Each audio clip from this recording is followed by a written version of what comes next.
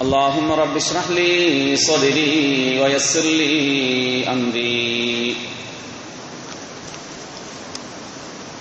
واحلل عقدة من لساني يفقهوا قولي. أعوذ بالله من الشيطان الرجيم. بسم الله الرحمن الرحيم. والله أخرجكم من بطون أمهاتكم لا تعلمون شيئا وجعل لكم السمع والأبصار والأفئدة لعلكم تشكرون. صدق الله العلي العظيم.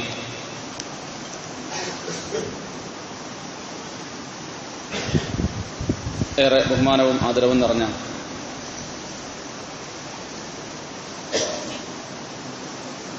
മുഅ്മിൻ സഹോദരങ്ങളെ, സുഹൃത്തുക്കളെ,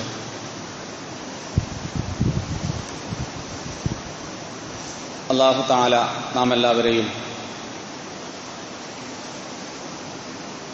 അല്ലാഹുവിന്റെ മുത്തഖീങ്ങളിലും മുഹ്സിനീങ്ങളിലും മുഫ്ലിഹീങ്ങളിലും അല്ലാഹുവിന്റെ ഇഷ്ടദാസന്മാരുടെ കൂട്ടത്തിലും ഉൾപ്പെടുത്തി അനുഗ്രഹിക്കുമാറാവട്ടെ. അല്ലാഹു തആല നാം ഏവരുടെയും ശാരീരികമായ അസുഖങ്ങളെയും മാനസികമായ പ്രയാസങ്ങളെയും സാമ്പത്തികമായ ബുദ്ധിമുട്ടുകളെയും മാറ്റി ജീവിതം സന്തോഷത്തിലും റാഹത്തിലും ആഫിയത്തിലും ആക്കി തീർക്കുമാറാവട്ടെ.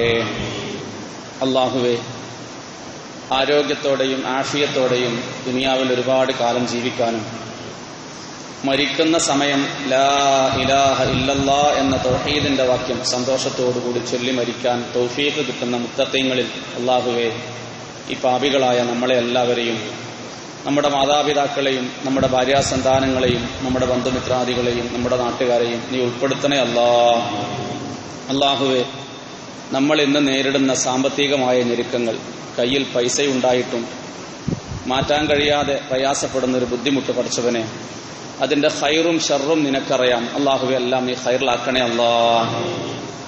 അല്ലാഹുവേ, നമ്മളെ നീ ഖൈറിലാക്കണേ പഠിച്ചവനെ. എല്ലാ ബുദ്ധിമുട്ടുകളെയും നീ മാറ്റിത്തരണേ സഹോദരന്മാരെ, സുഹൃത്തുക്കളെ, അല്ലാഹുവിനെ സൂക്ഷിച്ചും അവനെ സ്നേഹിച്ചും ജീവിക്കുവാൻ ആദ്യമായി എന്നോടും പിന്നീട് നിങ്ങളോടും വസിയ്യത്ത് ചെയ്യുകയാണ്.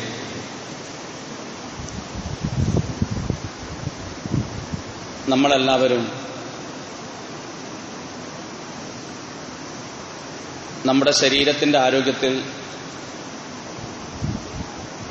നന്നായി ശ്രദ്ധിക്കാറുണ്ട്. ശാരീരിക ആരോഗ്യത്തിന് വേണ്ടി നല്ല രീതിയിൽ പരിശ്രമിക്കാറുമുണ്ട്. അങ്ങനെ ചെയ്യൽ നമുക്ക് നിർബന്ധമായ കാര്യവുമാണ്.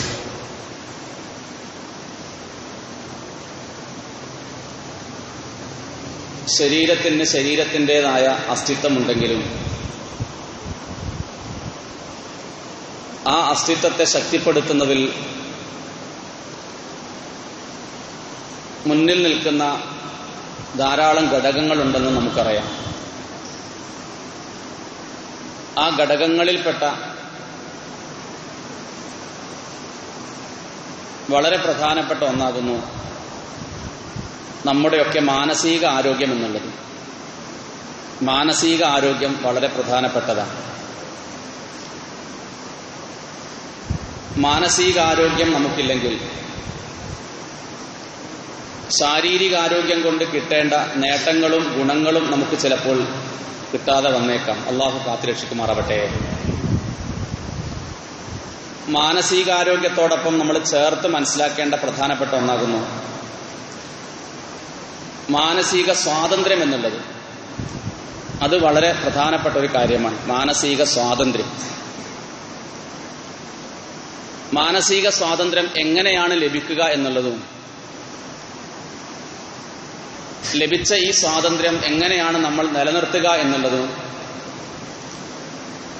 നമ്മളൊന്ന് ശ്രമിച്ചു കഴിഞ്ഞാൽ, വിചാരിച്ചു കഴിഞ്ഞാൽ ഏറെക്കുറെ നമ്മുടെ കൺട്രോളിലും നമ്മുടെ പിടുത്തത്തിലും നിൽക്കുന്നതാണ്. അതിന് ചില കാര്യങ്ങൾ നമ്മൾ മനസ്സിലാക്കണമെന്ന് മാത്രമേ ഉള്ളൂ. മാനസിക സ്വാതന്ത്ര്യം ലഭിക്കാതെ നമുക്ക് രക്ഷയുണ്ടാവില്ല. ദുനിയാവിലെ രക്ഷയും അതിൽപ്പെട്ടു, പാരത്രിക ലോകത്തെ രക്ഷയും അതിൽപ്പെട്ടു. കാരണം ദുനിയാവിൽ മാനസിക സ്വാതന്ത്ര്യമില്ലെങ്കിൽ അമലുകളിൽ നമുക്ക് ഇഷ്ടവും താല്പര്യവും ഖുശൂവും കിട്ടില്ലല്ലോ. അള്ളാഹു നമ്മുടെ അമലുകളെ കബൂലാക്കുന്ന അമലുകളാക്കി അള്ളാഹു സ്വീകരിക്കുമാറാവട്ടെ. ഈ മാനസിക സ്വാതന്ത്ര്യം ലഭിച്ചു കഴിഞ്ഞാൽ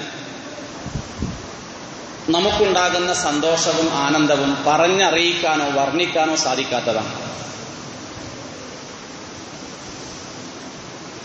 മാനസിക സ്വാതന്ത്ര്യം നമുക്ക് കിട്ടണമെങ്കിൽ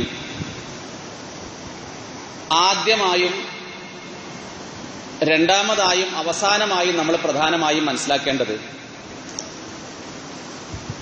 നമ്മളെല്ലാവരും മനസ്സിന്റെ തടവറയിൽ അടിമകളാക്കപ്പെട്ടിരിക്കുന്നു എന്നുള്ളതാണ്.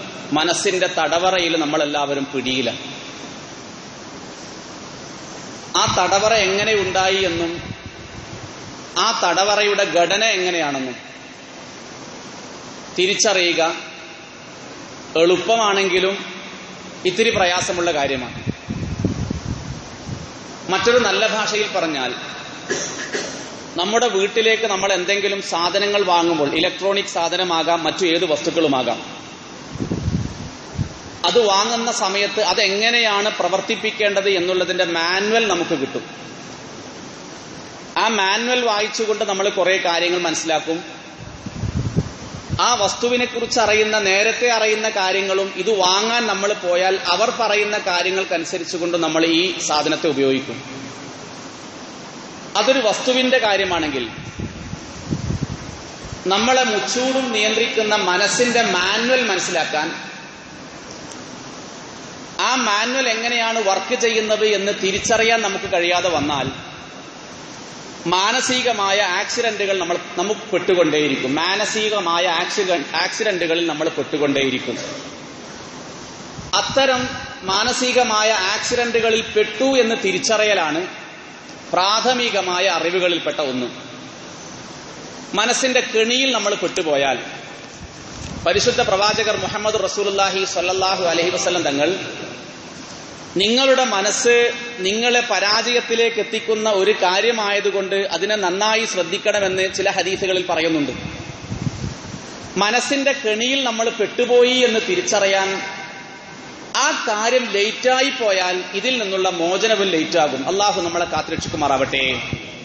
മനസ്സിന്റെ കെണിയിലും മനസ്സിന്റെ പിടുത്തത്തിലും മനസ്സിന്റെ കാരാഗ്രഹത്തിലും അതിൽ നിന്നുള്ള മോചനം എങ്ങനെ സാധിക്കും എന്നുള്ളത് നമ്മൾ ഗൗരവത്തിൽ മനസ്സിലാക്കേണ്ട കാര്യമാണ്. മനസ്സിന്റെ കാരാഗ്രഹത്തിൽ നിന്ന് മോചനം നേടുക എന്നുള്ളതാണ് മാനസിക സ്വാതന്ത്ര്യം എന്നുള്ള വാക്കുകൊണ്ട് ഉദ്ദേശിക്കുന്നത്. നമ്മുടെ ജീവിതവുമായി ബന്ധപ്പെട്ട ഒരു ഉദാഹരണം പറയുമ്പോൾ ഈ കാര്യം എനിക്കും നിങ്ങൾക്കെല്ലാവർക്കും കൃത്യമായി ബോധ്യപ്പെടും. മനസ്സിന്റെ കെണിയിൽ നമ്മൾ പെട്ടുപോയോ എന്ന് തിരിച്ചറിയാൻ നമ്മുടെ ജീവിതത്തിൽ നിരന്തരമായി നടന്നുകൊണ്ടിരിക്കുന്ന ചില കാര്യങ്ങളെ വസ്തുനിഷ്ഠമായ വിലയിരുത്തലിന് നമ്മൾ വിധേയമാക്കിയാൽ ഈ കാര്യം ബോധ്യപ്പെടും. ഉദാഹരണം പറഞ്ഞാൽ, വളരെ നേരത്തെ രാവിലെ നമ്മൾ എഴുന്നേൽക്കും, അൽഹംദുലില്ലാ എന്ന് പറഞ്ഞുകൊണ്ട് എഴുന്നേൽക്കും.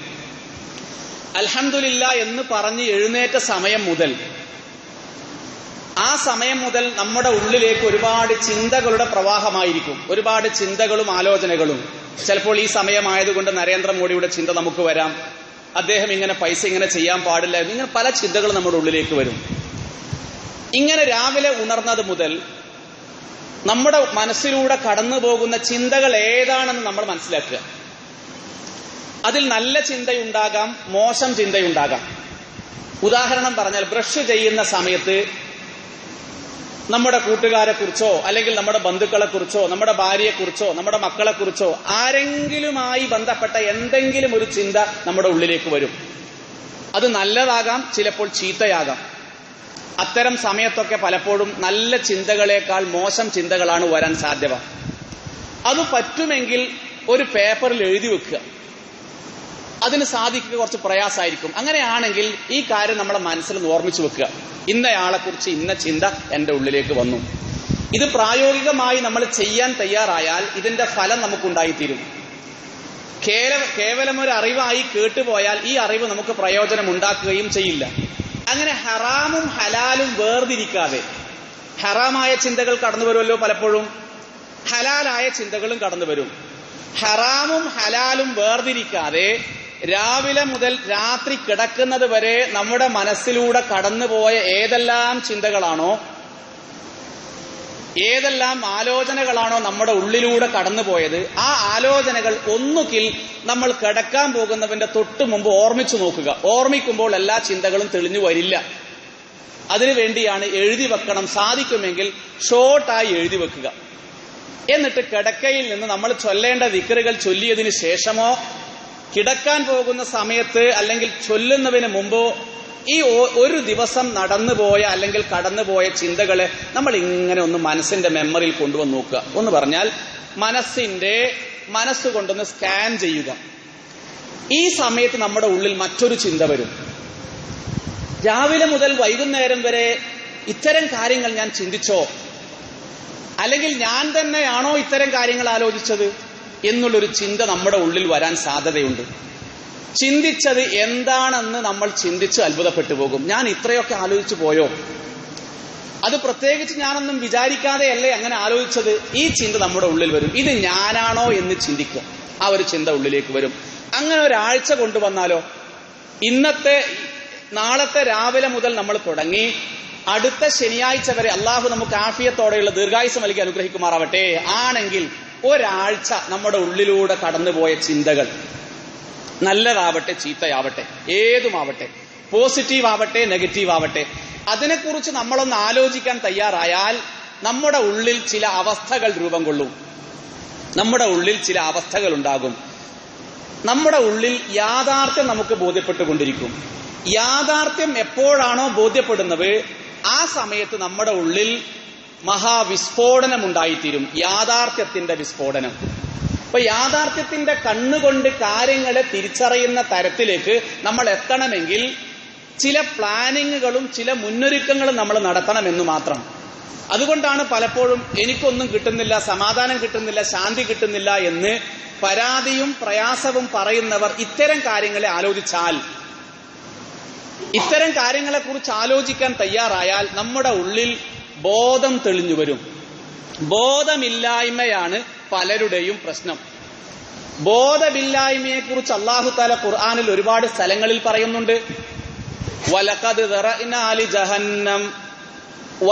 ദറഅനാ ലിജഹന്നമ കസീറൻ മിനൽ ജിന്നി വൽ ഇൻസ് ലഹും ഖുലൂബുൻ ലാ യഫ്ഖഹൂന ബിഹാ എന്ന് പറയുന്ന ആയത്തിന്റെ അവസാനം അല്ലാഹു പറഞ്ഞു, ഉലൈക ഹുമുൽ ഗാഫിലൂൻ. അല്ലാഹു കുറെ ആൾക്കാരെ കുറിച്ച് പറഞ്ഞതിന് ശേഷം അവർക്കുള്ള സവിശേഷതകളെ കുറിച്ചും അല്ലാഹു പറഞ്ഞതിന് ശേഷം അല്ലാഹു പറയുന്നു, അവരാണെങ്കിൽ ബോധമില്ലാത്ത സമൂഹമാകുന്നു.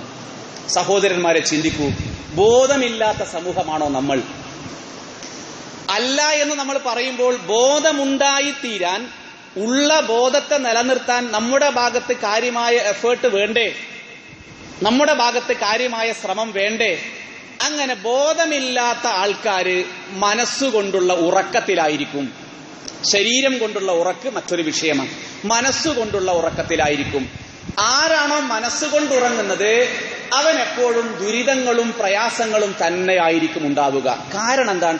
കാര്യങ്ങളെ വ്യവച്ഛേദിച്ച് മനസ്സിലാക്കാൻ, കാര്യങ്ങളെ വ്യതിരിക്തമായി ഗണിച്ച് കൂട്ടി കിഴിച്ച് ഹരിച്ച് ഗുണിച്ച് മനസ്സിലാക്കേണ്ടത് മനുഷ്യന്റെ മനസ്സുകൊണ്ടാണ്.